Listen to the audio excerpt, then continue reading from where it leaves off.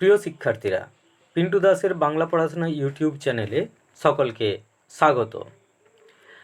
আমার পড়াশোনা যদি তোমাদের ভালো লাগে, তোমরা আমার চ্যানেলটি অবশ্যই সাবস্ক্রাইব করবে এবং আমার পড়ানো ভিডিওগুলি সকলকে শেয়ার করবে। এর আগের ভিডিওতে আমি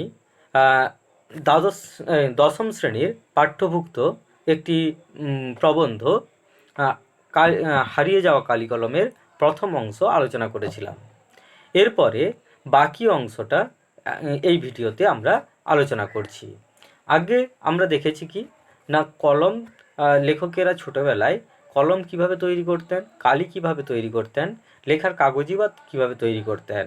আমরা জেনেছি যে প্রাচীনকালে মিশরে কিংবা চীনে বা গ্রিসে বা রোমে সেখানে তারা কলম হিসাবে কি ব্যবহার করতেন।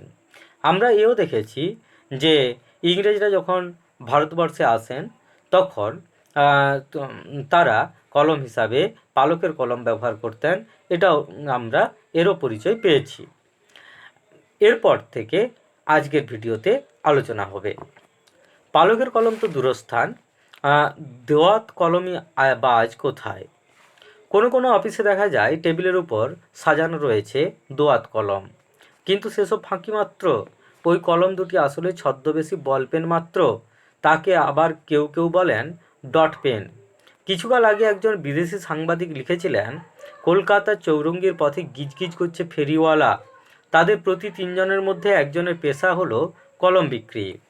এক হাতে 10 কলমধারী ফেরিওয়ালা কিন্তু এখনও দেখা যায়। সস্তা চূড়ান্ত, ফলে প্রত্যেকেরই পকেটে কলম।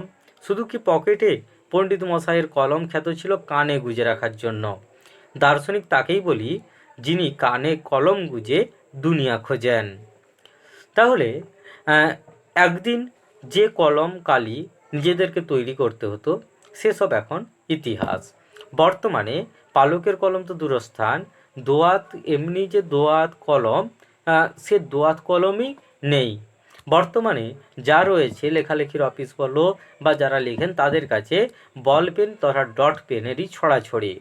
আজকে এই ডট পেন বা বল পেন এত সস্তা হয়ে গেছে যে ফেরি কলকাতার রাস্তায় যে চৌরঙ্গীর পথে গিজগিজ করে যে ফেরিওয়ালা, তাদের 3 জনের মধ্যে অন্তত একজনের পেশা হচ্ছে কলম।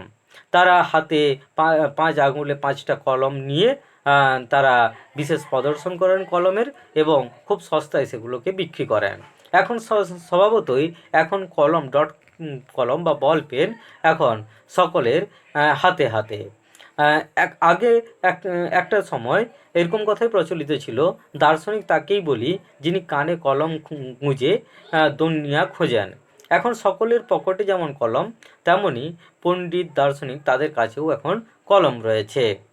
তবে অবশ্য এই কালি দোয়াত কলম এগুলো কি অদৃশ্য? না, এগুলো অদৃশ্য নয়, এগুলো আছে, তবে বল পেনের ছদ্মবেশ ধরে।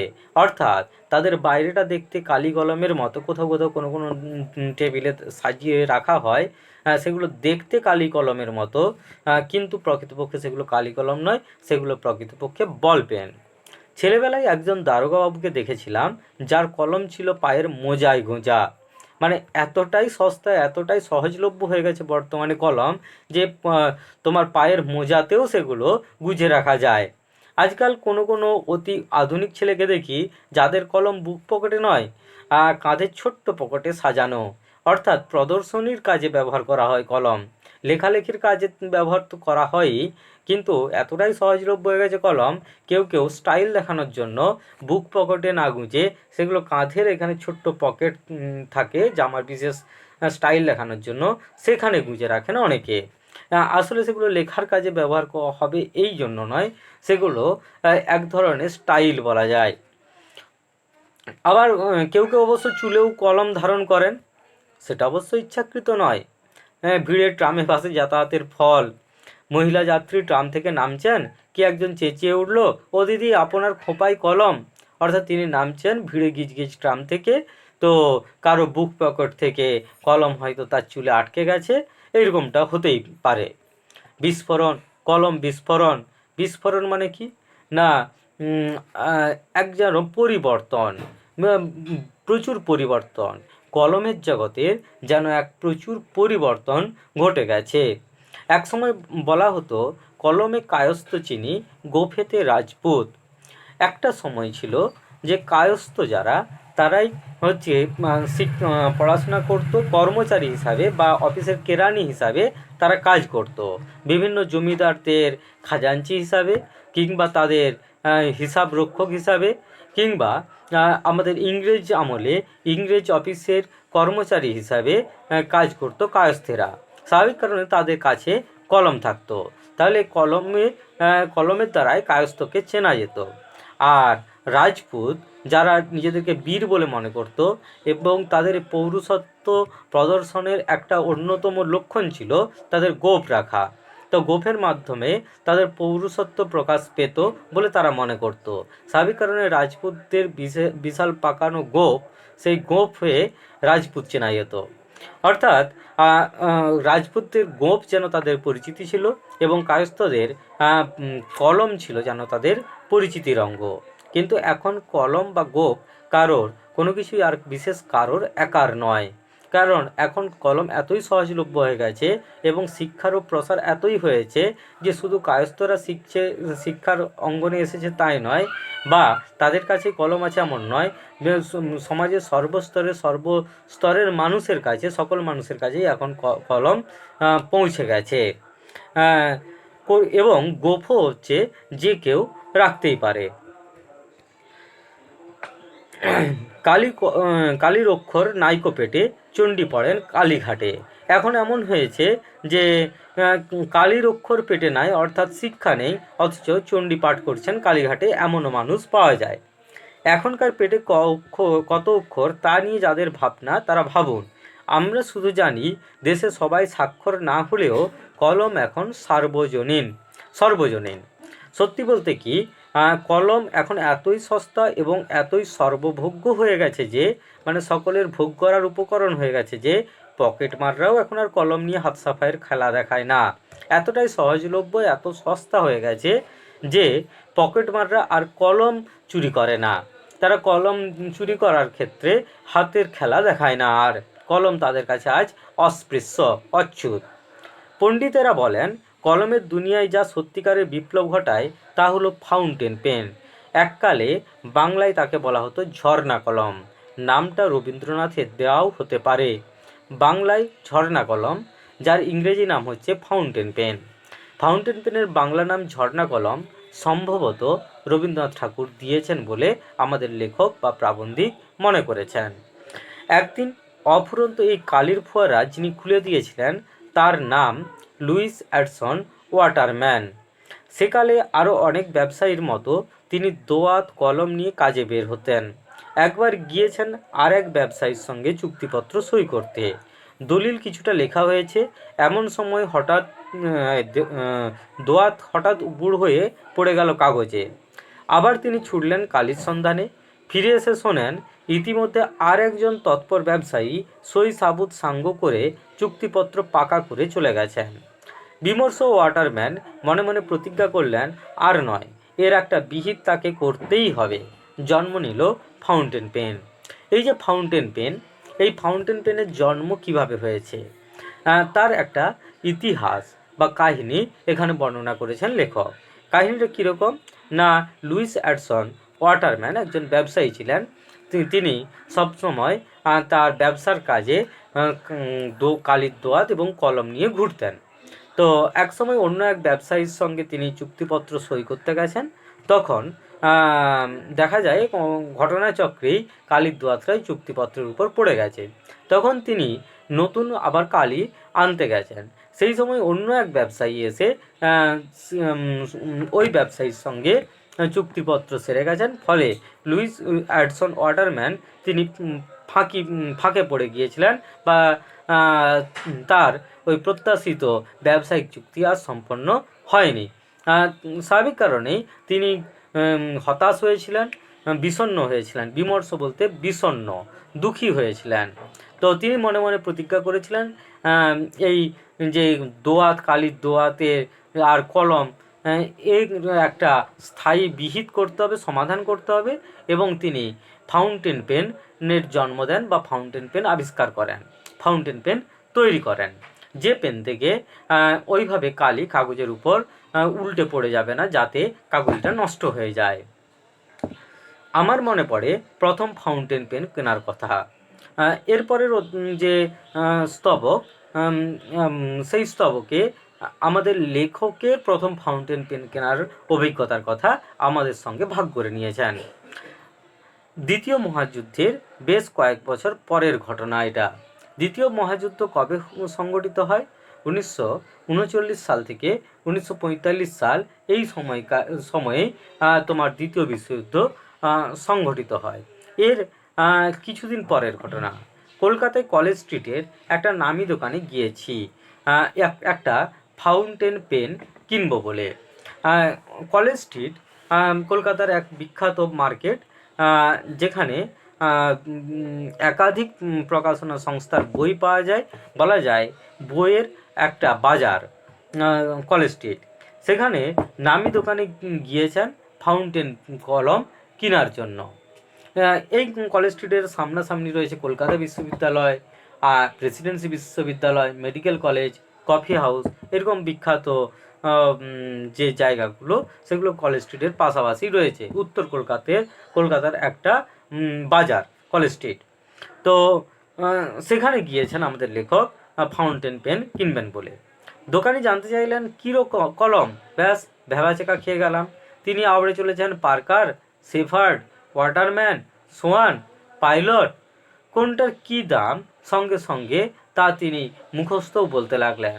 এই যে Parker, Shepherd, Waterman, Swan, Pilot, এগুলো আসলে এক একটা ফাউন্টেন পেনের কলমের কোম্পানির নাম। পার্কার, জন স্যাফোর্ড পার্কার কোম্পানির তিনি প্রতিষ্ঠাতা। 1888 সালে তিনি এই ফাউন্টেন পেন তথা পার্কার পেন তিনি বাজারে আনেন।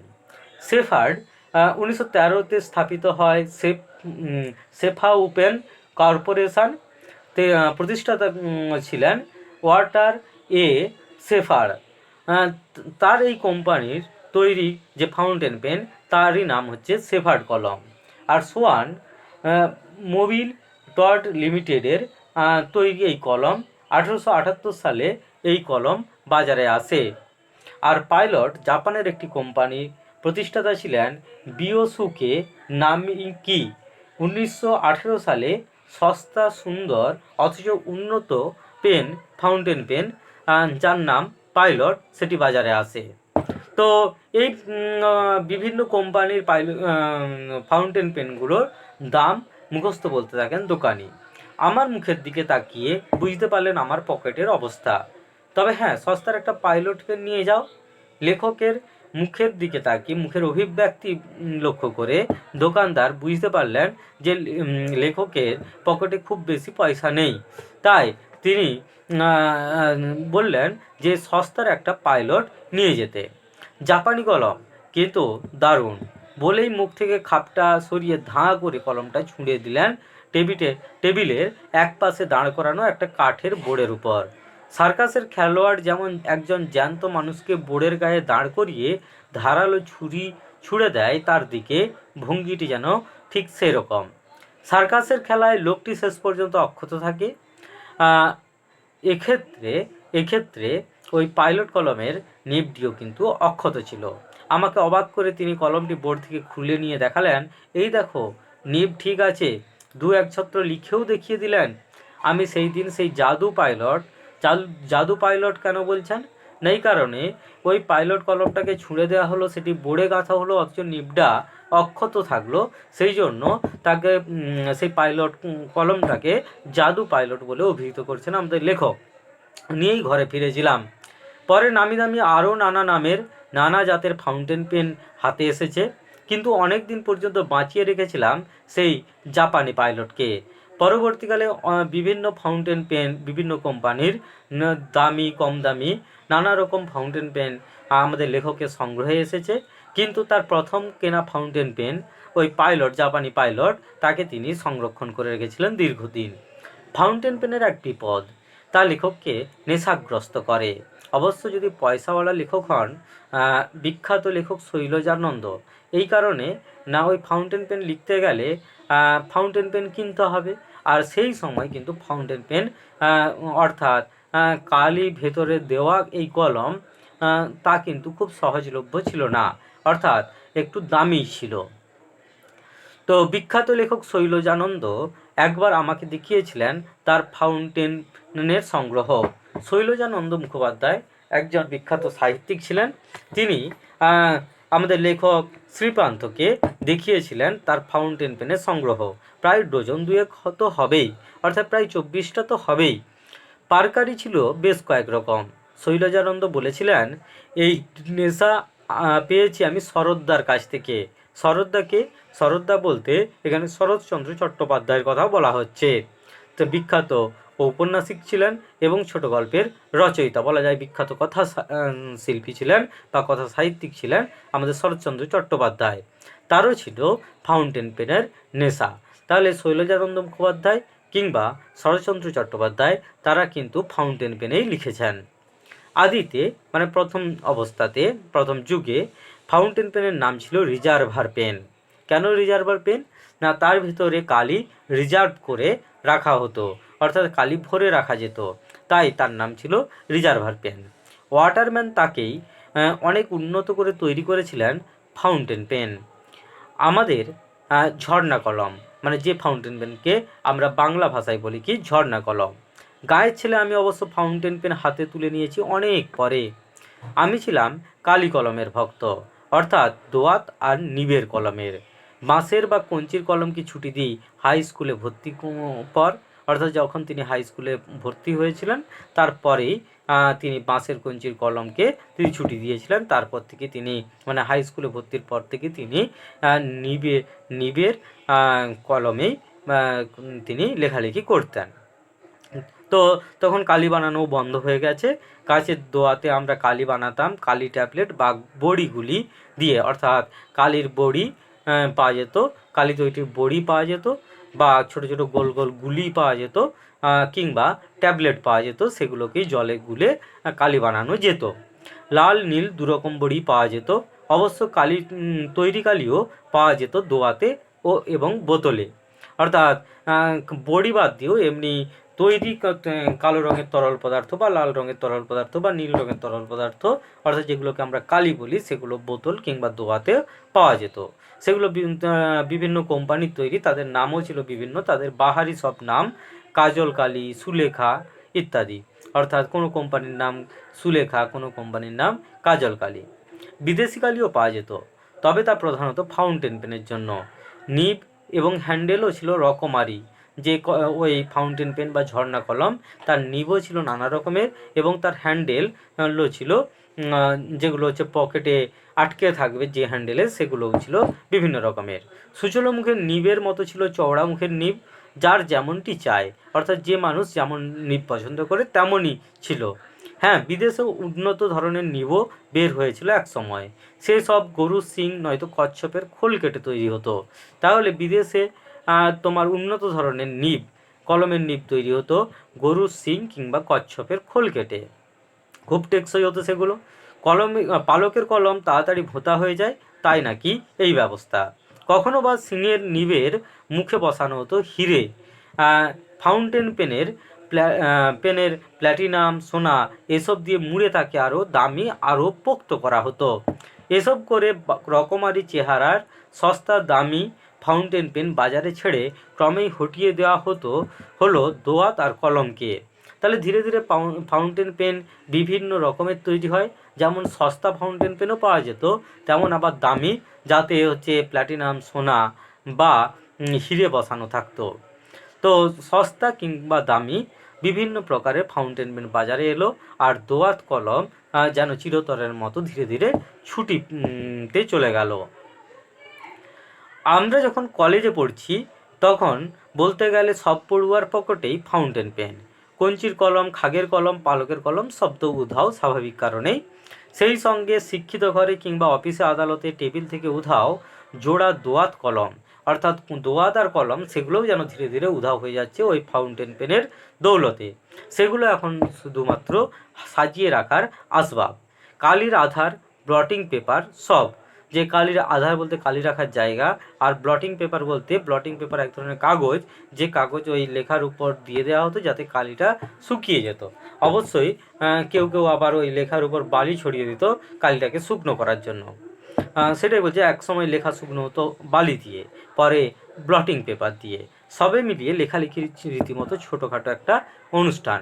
অর্থাৎ লেখকের ছোটোবেলায় লেখালেখি সত্যিই একটা অনুষ্ঠান ছিল রীতিমতো, কারণ কাগজে লিখলেই হতো না, সেই লেখাটা কালিটা যাতে শুকনো হতো সেই জন্য তার উপরে আবার বালি ছড়িয়ে দিতে হতো। স্বাভাবিক কারণে লেখালেখি একটা আয়োজন বা ছোটোখাটো অনুষ্ঠানের মতোই ছিল। দোয়াত যে কত রকমের হতে পারে না দেখলে বিশ্বাস করা শক্ত। কাঁচের, কাঠ গ্লাসের, পোর্সোলিনের, শ্বেতপাথরের, জেডের, পিতলের, ব্রোঞ্জের, ভেড়া সিংয়ের, এমনকি সোনারও। তাহলে বিভিন্ন রকমের তোমার বিভিন্ন উপকরণ দিয়ে তৈরি হতো এই তোমার দোয়াত। গ্রামে কেউ একটা পাস অর্থাৎ পরীক্ষায় পাস করতে পারলে বুড়ো বুড়িরা আশীর্বাদ করতেন, বেঁচে থাকো বাছা, তোমার সোনার দোয়াত কলম হোক। অর্থাৎ এখনকার বিভিন্ন জন বিভিন্ন রকম আশীর্বাদ করেন, কিন্তু তখন বুড়ো বুড়িরা, বয়স্ক ব্যক্তিরা যারা পড়াশোনা করছে, কোনো একটা ক্লাসে পাস করেছে, তাকে আশীর্বাদ করে বলতেন যে সোনার দোয়াত কলম হোক। সোনার দোয়াত কলম যে সত্যিই হতো তা জেনেছিলুম শুভ ঠাকুরের বিখ্যাত দোয়াত সংগ্রহ দেখতে গিয়ে। শুভ ঠাকুরকে না আমাদের কবিগুরু রবীন্দ্রনাথ ঠাকুরের নাতনি শুভগেন্দ্রনাথ ঠাকুর তার পুরো নাম। তো শুভ ঠাকুর বলতে শুভগেন্দ্রনাথ ঠাকুরের কথা বলা হচ্ছে। তার বিখ্যাত দোয়াত সংগ্রহ ছিল, সেখানে নানা রকম দোয়াত তিনি সংগ্রহ করে রেখেছিলেন। সাহিত্য এবং ইতিহাসে নানা চরিত্র পর্যন্ত যোগ করা ছিল কোনো কোনো দোয়াতে। কোনো কোনো দোয়াতে সাহিত্যের বিভিন্ন চরিত্র বা ইতিহাসের চরিত্র যোগ করা থাকতো। অবাক হয়ে সেদিন মনে মনে ভাবছিলাম, এই সব দোয়াতের কালি দিয়েই না শেক্সপিয়ার, দান্তে, মিল্টন, কালিদাস, ভবভূতি, কাশিরাম দাস, কৃত্তিবাস থেকে রবীন্দ্রনাথ ঠাকুর, বঙ্কিমচন্দ্র, শরৎচন্দ্র সব অমর রচনা লিখে গেছেন। এখানে ইংরেজি সাহিত্যিক, তোমার ফরাসি সাহিত্যিক, সংস্কৃত ভাষার সাহিত্যিক থেকে বাংলা ভাষার বিভিন্ন সাহিত্যিকের নাম করা হয়েছে, যে শেক্সপিয়ার, দান্তে, মিল্টন, কালিদাস, ভবভূতি, কাশিরাম দাস, কৃত্তিবাস। এরা শুধু নয়, আর বঙ্কিমচন্দ্র, রবীন্দ্রনাথ, শরৎচন্দ্র এরাও কিন্তু এই কালি কলম দিয়েই কিন্তু তাদের অমর সমস্ত লেখা লিখে গেছেন। হায়, কোথায় গেল সেসব দিন! এখন ফাউন্টেন পেন ক্রমে তাও বুঝি বা যায়। এখন বল পেন বা ডট পেন এক রোগা লিকলিকে রিফিলে কে কতদূর দৌড়াতে পারে তা নিয়েই তার গর্ব। এখন এই যে কালি বা দোয়াত আর নিবের কলম, এগুলোও সব এখন অতীত হয়ে গেছে। এখন বল পেন বা ডট পেন, তাদের একটা সরু লিকলিকে রিফিল থাকে, সেই রিফিলে কে কত দূর দৌড়াতে পারে, অর্থাৎ কোন রিফিলে কত বেশি লেখা হতে পারে তাই নিয়েই তাদের অহংকার, গর্ব। ফাউন্টেন পেনও অবশ্য কম যায় না। একটা বিদেশি কাগজে ফাউন্টেন পেনের বিজ্ঞাপনে দেখেছিলাম ওদের তহবিলে নাকি রয়েছে 700 রকমের নিব। তাহলে ফাউন্টেন পেনের কত রকম নিবের পরিচয় পাওয়া যায়? 700 রকমের। যারা গান চর্চা করেন তাদের জন্য আলাদা, আবার যারা শ্রুতি লেখক বা স্টেনোগ্রাফার তাদের জন্য আলাদা, যারা শুনে শুনে লেখেন বা যারা স্টেনোগ্রাফার তাদের জন্য আলাদা, আবার যারা বাঁ হাতে লেখেন তাদের জন্য আলাদা তোমার নিব বা কলম। এক কথায় সব ধরনের লেখকের জন্য আলাদা আলাদা নিব। যন্ত্রযুগ যেন সকলের দাবি মেটাতেই তৈরি। হ্যাঁ, টাকার কুমিরদের খুশি করারও ব্যবস্থা তাদের হাতে, অর্থাৎ যারা বড় লোক, যাদের প্রচুর অর্থ রয়েছে, তাদেরকে খুশি করারও ব্যবস্থা রয়েছে তাদের কাছে। অর্থাৎ তাদের জন্য উন্নত দামি তোমার নানা রকম নিব তৈরি করেছে তারা। যন্ত্রযুগ যেন বর্তমানে প্রযুক্তি বিজ্ঞান, যন্ত্রযুগ যেন সকলের দাবি মেটাতে তৈরি। অর্থাৎ যাদের পয়সা কম আছে থেকে শুরু করে যাদের পয়সা প্রচুর আছে, প্রত্যেকটা মানুষের, প্রত্যেক রকম মানুষের, প্রত্যেকটা বিভিন্ন পেশার নিযুক্ত মানুষের, বিভিন্ন জনের বিভিন্ন প্রয়োজন অনুযায়ী তারা কলম ও নিব তৈরি করছে। যন্ত্রযুগ যেন সকলের, প্রযুক্তি যেন সকলেরই দাবি মেটাতে তৈরি। হ্যাঁ, টাকার কুমিরদের খুশি করারও ব্যবস্থা তাদের হাতে। একটি কলমের দাম ধার্য করা হয়েছে ২৫০০ পাউন্ড। ১ পাউন্ড সমান ৭৫ টাকা। তাহলে হিসাব করলেই বোঝা যায় যে কত টাকা। ২৫০০ গুণিত ৭৫, হিসেব করেই দেখো কত টাকা। সে কলমে সোনার অঙ্গ, হীরের হৃদয়। এত দামি কলম কেন? না তার শরীরে রয়েছে, সেই কলমের শরীরে রয়েছে সোনা, আবার মাঝখানে হয়তো রয়েছে একটু আধটু হীরেরও ছোঁয়া। সোনায় গড়া হিরে বসানো জড়োয়া কলমের দাম তো অবশ্য হবেই। দামি বল পয়েন্টও আছে বটে। শুধু নিবের কলম যে দামি আছে এমনটা নয়, যে ডট পেন বা বল পেন সেগুলোও সস্তা এবং দামি উভয় প্রকারই রয়েছে। আশ্চর্য, সবই আজ অবলুপ্তির পথে। কম্পিউটার তাদের জাদুঘরে পাঠাবে বলে যেন প্রতিজ্ঞা করেছে। ফলে আমার মতো আরও কেউ নিশ্চয়ই বিপন্ন বোধ করছেন। যে কালি কলম তৈরি নিয়ে এত আয়োজন, এত ব্যবস্থাপনা, যে কালি কলমের বিবর্তন এত বিভিন্নভাবে হয়েছে, যে কালি কলম গরিব মানে অর্থ কম থাকা মানুষ থেকে শুরু করে প্রচুর অর্থবান মানুষের সকলের উপযোগী হয়ে গড়ে উঠেছিল, সেই কালি কলম দোয়াত সবই যেন আজ অবলুপ্তির পথে। যন্ত্র সভ্যতার অন্যতম অবদান কম্পিউটার। সেই কম্পিউটার এসে কালি কলমকে যেন জাদুঘরে পাঠিয়ে দেবে মনে করেছে, যেন প্রতিজ্ঞা করেছে। অর্থাৎ ভবিষ্যৎ প্রজন্ম যেন কালি কলমের দেখা পাবে। বর্তমানে যেমন আমরা পালকের কলমের দেখা পাই তৈলচিত্র বা ফটোগ্রাফিতে, ঠিক তেমনই ভবিষ্যৎ প্রজন্ম যেন কালি কলম এসবের পরিচয় পাবে মিউজিয়ামে সংরক্ষিত করে রাখা হয়েছে, যে মিউজিয়ামে সেখানে গেলে পাবে। বাস্তবে যেন আর কালি কলম থাকবে না শিক্ষিত মানুষের কাছে, পড়াশোনার সঙ্গে যুক্ত মানুষদের কাছে। ফলে আজ আমাদের লেখকের মতো যারা কালি কলম নিয়ে যাদের হৃদয়ের যোগ রয়েছে, যারা নিজেরা ছোটোবেলায় কালি তৈরি করতেন, কলম তৈরি করেছেন, যারা কলমে লিখে এসেছেন আজীবন, তারা অবশ্যই বিপন্ন বোধ করছেন এই কলমের অবলুপ্তির আশঙ্কাতে। মানুষের হাত থেকে যদি কলম কেড়ে নেওয়া হয়, যদি হাতের লেখা মুছে যায় চিরকালের জন্য, তবে আর রইল কি?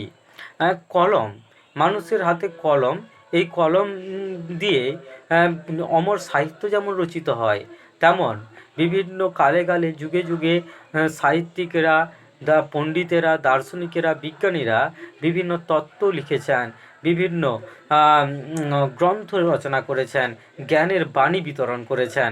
শুধু তাই নয়, সমাজ পরিবর্তন, সমাজের বিভিন্ন ন্যায় অন্যায়, উচিত অনুচিতের বিভিন্ন দিক বা সমাজের যে চিত্র, তাও ফুটিয়ে তুলেছেন কলমের মাধ্যমে। ফলে এই কলম যদি লেখকদের কাছ থেকে কেড়ে নেওয়া হয়, তাহলে সমাজের প্রতিচ্ছবি যেমন তারা ফুটিয়ে তুলতে পারবেন না, তেমনি তার মনের চিন্তা আপনাকে তারা ফুটিয়ে তুলতে পারবেন না, বা তাদের মনের জ্ঞান ভাণ্ডারকে তারা প্রকাশ করতে পারবেন না। অবশ্য বর্তমানে বিকল্প চলে এসেছে কম্পিউটার। তো যা একসময় একটা শক্তির প্রতীক ছিল, পণ্ডিত, জ্ঞানী, শিক্ষিত মানুষের কাছে শক্তির প্রতীক ছিল, সেই কলম আজ যেন তার শক্তি বা সামর্থ্য হারিয়ে ফেলেছে। বঙ্কিমচন্দ্র লিখেছেন, লাঠি তোমার দিন ফুরাইয়াছে। এই প্রসঙ্গেই এই কলমের শক্তি, যে কলম একসময় অত্যন্ত শক্তিধর ছিল, সেই কলম আজ যেন অপ্রাসঙ্গিক হয়ে যাচ্ছে ধীরে ধীরে। কলমের স্থান দখল করছে কম্পিউটার। এই জিনিসটাকে বোঝাতে একটা প্রসঙ্গ এনেছেন বঙ্কিমচন্দ্রের, একটা উক্তির প্রসঙ্গ এনেছেন। উক্তিটি কি না, লাঠি তোমার দিন ফুরাইয়াছে। বঙ্কিমচন্দ্র চট্টোপাধ্যায়ের দেবী চৌধুরানী উপন্যাসের ৩য় খণ্ডের ১ম পরিচ্ছদে এই কথাটি রয়েছে। সেখানে তিনি বলেছেন, হাই লাঠি তোমার দিন গিয়াছে। দস্যু দলের রানী দেবী চৌধুরানী ছিল বহু বরকন্দাজ, অর্থাৎ লাঠিয়াল।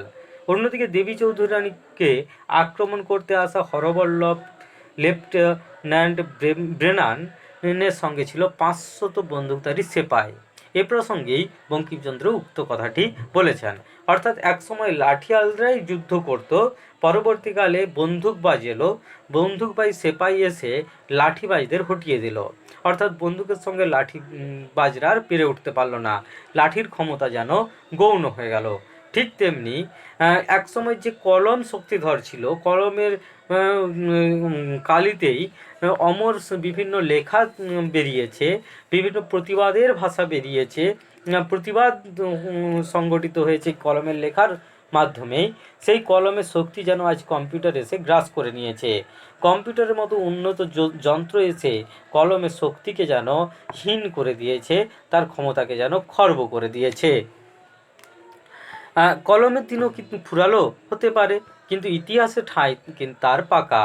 যারা ওস্তাদ কলমবাজ, অর্থাৎ কলমে লিখতে যারা পারদর্শী, তাদের বলা হতো ক্যালিওগ্রাফিস্ট বা লিপি কুশলী, অর্থাৎ তারা লেখালেখি পারদর্শী, লেখালেখিতে পারদর্শী। মুঘল দরবারে একদিন তাদের কত না খাতির, কত না সম্মান। মুঘল দরবার, অর্থাৎ মুঘল সাম্রাজ্য প্রতিষ্ঠা করেছিলেন বাবর, সেই মুঘল সাম্রাজ্যে যারা লেখালেখি করতেন, অর্থাৎ লিপি কুশলী, তাদের প্রচুর সম্মান করা হতো। শুধু মুঘল কেন, বিশ্বের সব দরবারে, আমাদের এই বাংলা মুলুকেও তো রাজা জমিদাররা লিপি কুশলীদের গুণী বলে সম্মান করতেন এবং তাদের ভরণ পোষণের ব্যবস্থা করতেন।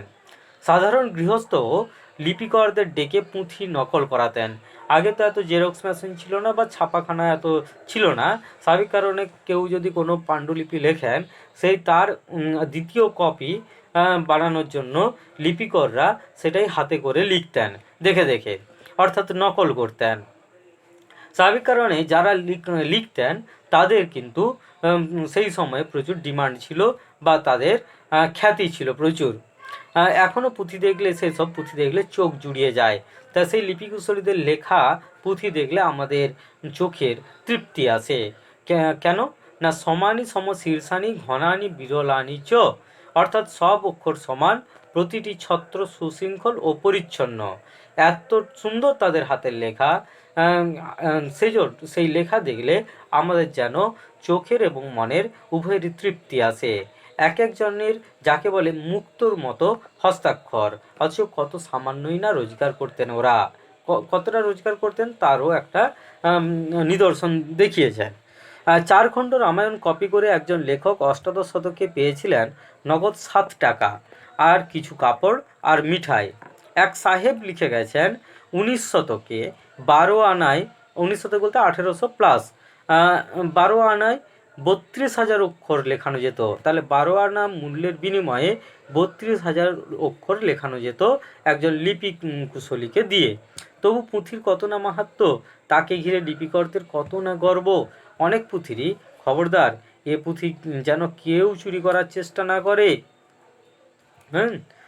তো এরকমও ব্যবস্থা করা হতো যে অনেক পুঁথি এমনভাবে সংরক্ষণ করা হতো যে সেটা যাতে কেউ চুরি করার চেষ্টা না করে তারও ব্যবস্থা করা হতো। কলমকে বলা হয় তলোয়ারের চেয়েও শক্তিশালী। তলোয়ার দিয়ে প্রতিপক্ষকে ঘায়েল করা যায় অবশ্যই, তলোয়ার দিয়ে অনেক যুদ্ধ সংগঠিত হয়েছে, কিন্তু সমাজে মানুষের মনে চিন্তাভাবনার পরিবর্তন, মানুষের মনের মানসিক দিক থেকে প্রতিপক্ষের বিরুদ্ধে লড়াই করার জন্য প্রস্তুতি, সেটা কিন্তু কলমই তৈরি করে দেয়। তাই কলমকে অনেক ক্ষেত্রেই বলা হয় তলোয়ারের চেয়েও শক্তিশালী। তলোয়ার যে যুদ্ধে জয়লাভ করে, কলম কিন্তু তার কলমের মাধ্যমে লেখালেখির মধ্য দিয়ে মানুষের মন জয় করা যায়। ফাউন্টেন পেনও হয়তো আভাসে ইঙ্গিতে তাই বলতে চায়, কেননা অনুষঙ্গ হিসাবে ব্যারেল, কার্টিজ এসব শব্দও শোনা যায়, কিন্তু কদাচিৎ বারুদের গন্ধ কানে আসে। ব্যারেল কথার অর্থ কি না, বন্দুকের নল, আবার পিপে অর্থেও ব্যারেল কথাটা ব্যবহার করা হয়। কার্টিজ বলতে বন্দুকের টোটা, আর টোটা, অর্থাৎ এই সমস্ত শব্দগুলো ব্যবহার করা হয় তোমার কলমের অনুষঙ্গ হিসাবে, কিন্তু তাতে বারুদের গন্ধ কিন্তু একেবারেই ছিল না। অন্যদিকে ইতিহাসে কিন্তু অনেক পালকের কলমধারীকে সত্যিই কখনো কখনো তলোয়ার হাতে লড়াই করতে হয়েছে কুড়ো কিংবা মিথ্যাচারী প্রতিপক্ষের সঙ্গে। কুড়ো মানে নিষ্ঠুর এবং মিথ্যাচারী প্রতিপক্ষের সঙ্গে।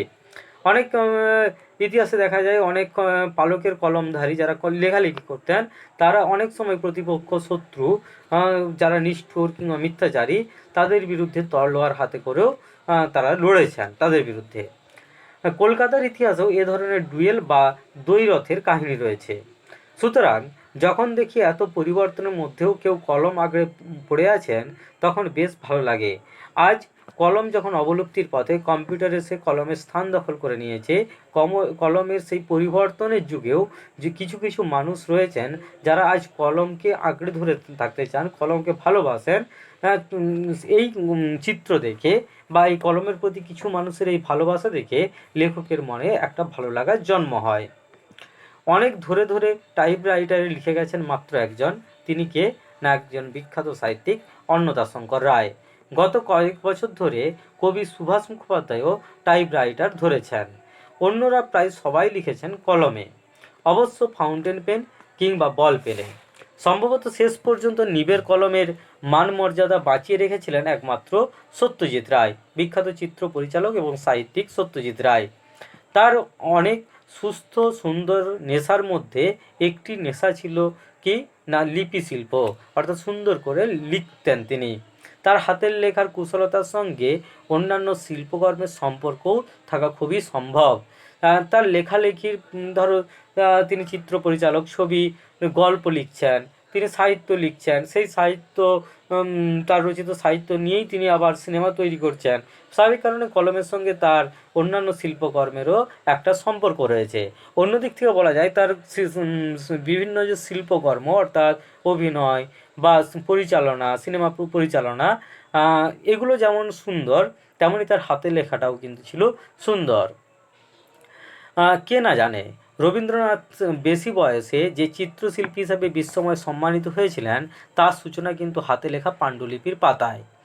অক্ষর কাটাকুটি করতে গিয়ে আনমনে রচিত হয়েছিল ছন্দবদ্ধ সাদা কালো ছবি।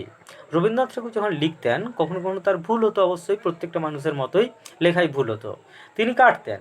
সেই কাটাকাটি করতে করতে একটা যেন কলমের কালি দিয়ে একটা সুন্দর ছবি আঁকতেন, অর্থাৎ তিনি যেগুলো কাটতেন সেগুলো ছবির মতো করে ফুটিয়ে তুলতেন। এভাবেই তিনি সাদা কালো ছবি এঁকে ফেলতেন। কিন্তু আজকের কম্পিউটারও নাকি ছবি আঁকতে পারে, কিন্তু সে ছবি কতখানি যন্ত্রের আর কতখানি শিল্পীর। কম্পিউটারে যে ছবি আঁকা হয় সেখানে শিল্পী নিজস্বতা কতখানি, শিল্পীর সৃষ্টিশীলতা কতখানি থাকে, আর কম্পিউটারের পারদর্শিতা কতখানি থাকে, সে নিয়ে আমাদের লেখক সংশয় প্রকাশ করেছেন। আমি কালি খেকো কলমের ভক্ত বটে, অর্থাৎ কালি খাই এমন কলমেরই ভক্ত আমাদের লেখক বা প্রাবন্ধিক নিখিল সরকার। কিন্তু তাই বলে ফাউন্টেন পেন বা বল পেনের সঙ্গে আমার কোনো বিবাদ নেই, কেননা ইতিমধ্যেই বল পেনের কাছে আত্মসমর্পণ করে বসে আছি, অর্থাৎ তিনি এখন বল পেনেই লেখেন। মনে মনে সেই ফরাসি কবির মতোই বলছি, তুমি সবল আমি দুর্বল, তুমি সাহসী আমি ভীরু, তবু যদি আমাকে হত্যা করতে চাও, আচ্ছা তবে তাই হোক, ধরে নাও আমি মৃত। হ্যাঁ, তো তিনি যেন সেই ফরাসি কবির মতোই যেন আত্মসমর্পণ করেছেন বল পেনের কাছে। হ্যাঁ, অন্তত নিবের কলমকে দেখা গেছে খুনির ভূমিকায়, একবার অন্তত নিবের কলম কে খুনির ভূমিকায় তিনি দেখেছেন আমাদের লেখক, অসাধারণ লেখক, তোমার আমার সকলেরই প্রিয় সেই লেখক।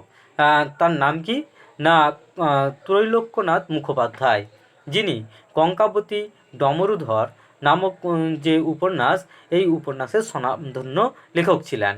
তিনি মারা গিয়েছিলেন নিজের হাতের কলম হঠাৎ অসাবধানতাবশত বুকে ফুটে গিয়ে, সেই আঘাতের পরিণতিই নাকি তার মৃত্যু। তো অসাবধানবশত তার হাতে থাকা নিবের কলম, সেই কলম তার বুকে ফুটে যায়, এর আঘাতেই আমাদের ত্রৈলোক্যনাথ মুখোপাধ্যায়ের মৃত্যু হয়। যাই হোক, এই হারিয়ে যাওয়া কালি কলমে প্রাবন্ধিক দেখাতে চাইলেন এক কলম, কালি এবং কাগজ, অর্থাৎ লেখালেখির উপকরণ এবং লেখালেখির যে বিবর্তন, সেই বিবর্তনের চিত্র আঁকলেন। এবং সেই কালি কলম বিবর্তনের সাথে সাথে যে আজ অবলুপ্তির পথে, যন্ত্র সভ্যতার যুগে কম্পিউটারের দৌলতে যে আজ অবলুপ্তির পথে, তারও ইতিহাস এখানে তুলে ধরলেন।